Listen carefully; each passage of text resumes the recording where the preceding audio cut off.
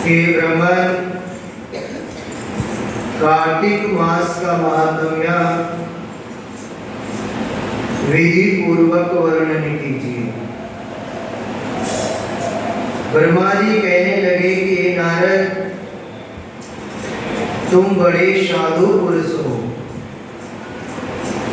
जो लोगों के हित के लिए ही प्रश्न करते रहते हो। सो मैं ऐसी कथा तुमसे कहता हूँ जो सुनने मात्र से पापों को नाश करने वाली है। इसी प्रकार नैमिषारण्य में सोनकादि 88,000 ऋषियों के पूछने पर सूजी ने कहा कि ऋषियों, साधुओं का सत्संग अति पवित्र होता है और संसार के पापों के भय को दूर करता है। जो ज्ञानी जन है, ज्ञानियों को मोक्ष देता है। किसी की कोई कामना है तो उन कामना वालों की कामना पूरी करता है। गंगा पापों को नष्ट करती है, चंद्रमा ताप को दूर करता है,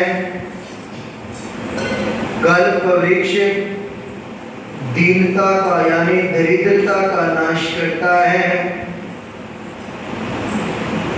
परंतु साधु का संग पाप ताप और दीनता इन सभी को दूर करता है। इसका आधा क्षण भी मोक्ष को देने वाला हो सकता है। इतनी बात सुनकर शौनक ऋषि महात्मा सूजी से कहने लगे कि महाराज, कार्तिक का महात्म्य इतिहास तथा प्रसंग सहित विस्तार पूर्वक कहिए। तब सूजी कहने लगे कि ऋषियों, एक समय भगवान कृष्ण से कमल नेत्रों वाली सत्यभामा जी पूछने लगी कि महाराज, मैं धन्य हूँ और मेरे माता पिता भी धन्य हैं जिनके ऐसी कन्या उत्पन्न हुई कि जिसके पति आप भगवान हो गए। 16,108 रानियों में सबसे अधिक मुझे प्यार करते हो। जिस कल्प वृक्ष की पृथ्वी के लोग बात तक नहीं जानते, वह कल्प वृक्ष मेरे आंगन में लगा हुआ है। मैं आपसे एक बात पूछना चाहती हूँ। आशा है कि आप मेरे हित के लिए वह बात बतलाओगे। इतनी बात सत्यभामा की सुनकर भगवान कृष्ण उनका हाथ पकड़कर कल्प वृक्ष के नीचे ले गए और बड़े स्नेह से कहने लगे कि हे सत्यभामे, सब रानियों से अधिक तुम मुझको प्यारी हो। तुम्हारे स्नेह बस ही मैंने इंद्र से भी विरोध करके यह कल्प वृक्ष ले आकर तुम्हारे आंगन में लगाया है। मैं तुम्हारे लिए आदेय जो नहीं है तुम्हारे भाग्य में, वह भी दे सकता हूँ, अकथा भी कह सकता हूँ। इसीलिए तुम पूछो, मैं गुप्त से गुप्त बात भी तुमको बतलाऊंगा। सत्यभामा कहने लगी कि हे स्वामी, पहले जन्म में मैंने कौन सा पुण्य किया था कि जिससे मैं आपकी अर्धांगिनी बनी, गरुड़ पर बैठकर आपके साथ इंद्र आदि लोकों में भी जा सकती हूँ। मैं कौन थी, किसकी कन्या थी, आप विस्तार पूर्वक शब्द वृतांत मुझसे कहिए। भगवान कृष्ण कहने लगे कि हे सत्याभामा, जिस पुण्य के प्रताप से तुझे यह पद प्राप्त हुआ है, वह सब वृतांत विस्तार पूर्वक तुमसे कहता हूँ। तुम सावधान होकर सुनो कि पहले सत्यायुग के अंत में मायापुरी में अति कुल में वेद और शास्त्रों को जानने वाला देव शर्मा नाम का एक ब्राह्मण था। वह सूर्य का बहुत बड़ा भक्त था। नित्य ही अग्नि और अतिथि की सेवा करता हुआ सूर्य की आराधना करता था।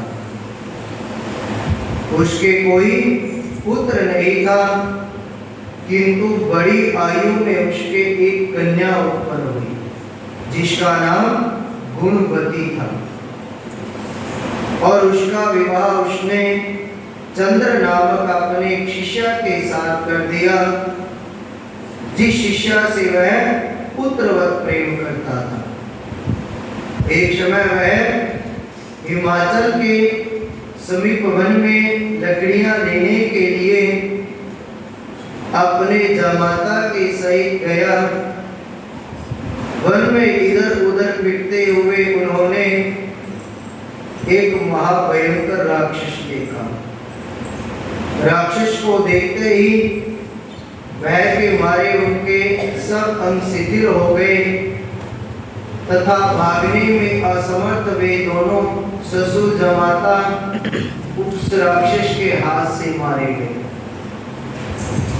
फिर उस क्षेत्र के प्रभाव और अपने पुण्य कर्मों के कारण हमारे वैकुंठ धाम को पधारे, क्योंकि जैसे मेघ से बरसा हुआ जल सब नदियों द्वारा बहकर समुद्र को प्राप्त होता है, वैसे ही चाहे शिव, गणेश, सूर्य, दुर्गा या विष्णु किसी देवता की भी तुम पूजा करो तो ऐसे देवता का भी पूजन करने वाला प्राणी मुझे ही प्राप्त होता है। ऐसे वे सूर्य के भक्त दोनों हमारे दूतों द्वारा दिव्य विमान में बैठकर वैकुंठ धाम को प्राप्त हुए।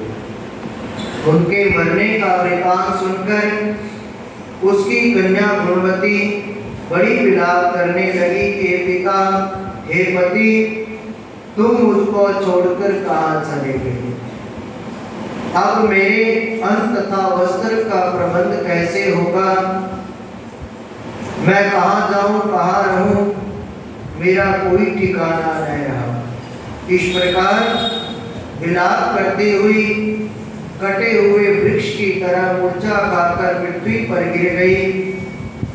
जब कुछ चेतना आई तो उसने घर का सामान बेचकर उन दोनों की अंत्येष्टि क्रिया की तथा मेरी भक्ति में सदा तत्पर रहते हुए एकादशी और कार्तिक के व्रत को करती रही, और ये दोनों ही मुझे अति प्रिय हैं।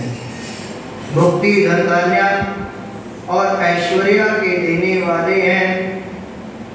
कार्तिक मास में तुला के सूर्य में जो प्रातः काल स्नान करते हैं उनके महापातक भी नाश को प्राप्त हो जाते हैं। जो मनुष्य कार्तिक मास में स्नान, जागरण, दीप व तुलसी वन पालन, भगवान के मंदिर में झाड़ू देना तथा भगवान की पूजा करते हैं, वे जीवन मुक्त हो जाते हैं। जो 3 दिन तक भी इस प्रकार करे तो उसको ऐसा फल मिलता है कि देवता भी उसकी वंदना करते हैं, और यदि वह आयु प्राप्त किया जाए तो उसका कहना ही क्या है।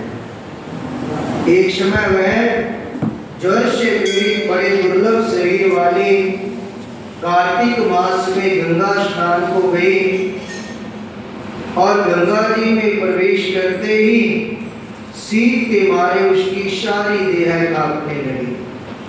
वह शिथिल हो गई।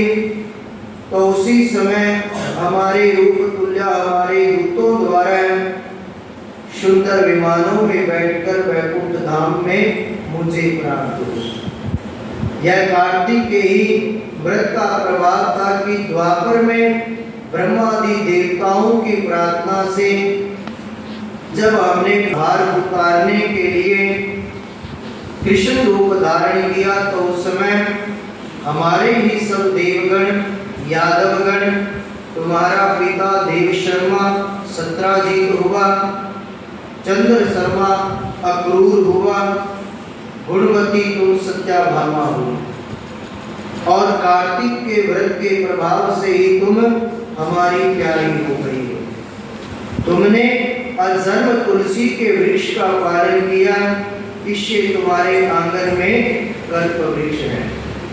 जो कार्तिक में तुमने दीप दान किया, इसी से तुम्हारे घर में लक्ष्मी स्थित है। जो कार्तिक मास में तुमने व्रतादि किए, उसी से तुम हमारी अर्धांगिनी कभी वियोग न सहन करने वाली बनी। जो कोई कार्तिक मास में व्रत आदि करता है वह मुझे तुम्हारे समान ही प्रिया होता है। दूसरे जब तक यज्ञदान कार्तिक मास के व्रत की 16वीं कला को भी भगवान कहते हैं कि नहीं पहुंच सकते।